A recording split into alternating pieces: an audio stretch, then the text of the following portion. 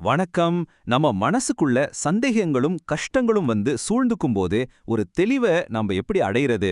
அருணகிரிநாதர் அருளிய ஒரு அற்புதமான திருப்புகழ் பாடல் இந்த கேள்விக்கு சரணடைதல் மூலமா ஒரு வழிய காட்டுது. வாங்க அத பத்தி தான் இந்த பகுதியில நம்ம விரிவா பார்க்க போறோம். நம்ம எல்லாருடைய வாழ்க்கையிலுமே இந்த கேள்வி கண்டிப்பா ஒரு முறையாவது வந்திருக்கும் இல்லையா? ஒரே குழப்பமா இருக்கும்போது ஒரு நிலையான மனநிலைக்கு எங்க போறது? ஆச்சரியமா இருக்கு. பல 100 வருஷத்துக்கு முன்னாடி எழுதப்பட்ட இந்த திருப்புகழ் இன்னைக்கு நாம சந்திக்கிற போராட்டங்களுக்கு கூட ஒரு வழிய காட்டுது. அது என்ன வழி? வாங்க பார்க்கலாம். முதல்ல இந்த பாட்டு ஒரு புகழ்ச்சியா ஆரம்பிக்கல. அதுதான் இதோட ஸ்பெஷாலிட்டி. மாறா ஒரு உதவி கேட்கிற குரலா தான் ஒலிக்குது. மனசுக்குள்ள நடக்கிற ஒரு பெரிய போராட்டத்தோட வெளிப்பாடு இது. இந்த வரிய நல்லா கவனிங்க. இடர் சங்கைகள் கலங்க அருள்வாயே. அதாவது துன்பங்களும் தேவையில்லாத சந்தேகங்களும் என் மனச கலக்கி போடுது, அதுங்க எல்லாம் முழுசா நீங்கி போக நீதான் அருள் புரியணும்னு கேக்குறாரு. ஒரு பக்தரோட மனசுலேருந்து வர்ற உண்மையான வார்த்தை இது. இதுல ரொம்ப முக்கியமான விஷயம் என்னன்னா, இங்க பிரச்சனைய மறைக்கல. தனக்குள்ள இருக்கிற கொந்தளிப்ப முதல்ல ஒத்துக்கிட்டு அதிலிருந்து வெளியே வர்றதுக்கு ஒரு வழிய தேடுறாங்க. இந்த உணர்ச்சி தான் முழு பாடலுக்கும் ஒரு அடித்தளமா அமையுது. சரி, துன்பத்தையும் சந்தேகத்தையும் ஒத்துக்கிட்டாச்சு. அடுத்தது என்ன? இதுக்கு தீர்வு தான் என்ன? இந்த பாடல் சொல்ற முதல் படி சரணடைதல். ஆனா சரணடைதல்னா சும்மா விட்டு கொடுக்கறதா? இல்ல, அதுக்கு ஒரு ஆழமான அர்த்தம் இருக்கு. இங்கதான் அதிருங்கழல் அப்படிங்கிற வார்த்தையே வருது.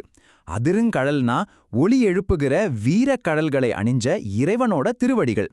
அந்த திருவடிகள் தான் நம்ம சரணடைய வேண்டிய இடம்.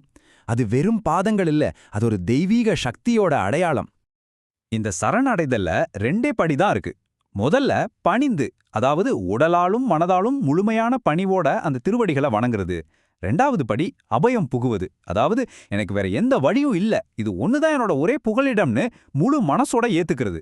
சரி, நாம இப்படி முழுமையா சரணடைஞ்சதுக்கு அப்புறம் என்ன நடக்கும்? பதில் வெளியில இருந்து ஒரு பரிசா வராது, ஆனா நமக்குள்ளிருந்தே ஒரு பெரிய மாற்றம் உருவாகும்.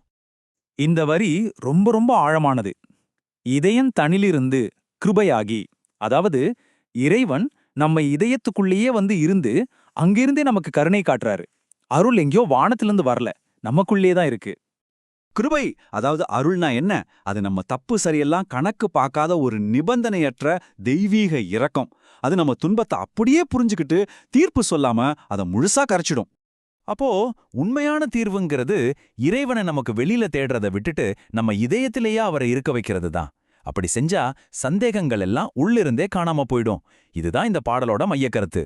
சரி, இவ்ளோ சக்தி வாய்ந்த அருளை கொடுக்கிற அந்த இறைவன் யார்? இந்த பாடல் அவரோட அடையாளத்தை ரொம்ப அழகா சொல்லுது. முதல்ல அவர் யாருடைய மகன் தெரியுமா? இந்த பிரபஞ்சமே ஆடுறதால இயங்குதுன்னு சொல்லுவோமே, அந்த நடமாடும் இறைவன், அதாவது சிவபெருமானுடைய குமாரன். அப்போ பிரபஞ்சத்தோட இயக்கத்துக்கே காரணமானவரோட சக்தி அவர்கிட்ட இருக்கு. அதே நேரம் அவர் சிவனோட இடது பாகத்துல இருக்கிற உமையம்மையோட பாலகன். இதுலேருந்து என்ன தெரியுது? ஒரு பக்கம் அப்பாவோட பிரபஞ்ச சக்தியும், இன்னொரு பக்கம் அம்மாவோட எல்லையில்லாத கருணையும், ரெண்டுமே அவர்கிட்ட ஒன்னா இருக்கு. சரி, அவர் எங்க இருக்காரு? ரொம்ப தூரத்துல, நம்மளால போக முடியாத இடத்துலயா? இல்லவே இல்ல, அவரை ரொம்ப சுலபமா அணுக முடியும்.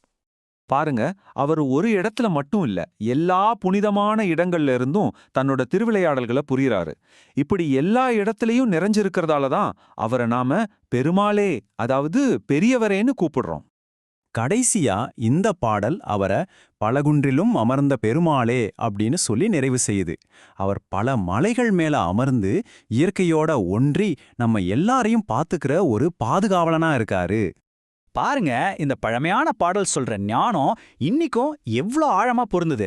நமக்கு கஷ்டம் வரும்போது எல்லாத்தையும் ஒரு பெரிய சக்தி கிட்ட ஒப்படைச்சிட்டு இதுதான் என்னோட ஒரே புகலிடம்னு முழுசா நம்புறது தான் உண்மையான சரணடைதல். இப்ப இருக்கிற நம்மளோட இந்த அவசர உலகத்துல அந்த உண்மையான சரணடைதலை நீங்க எப்படி உங்க வாழ்க்கையில பாக்குறீங்க? கொஞ்சம் சிந்திச்சு பாருங்க.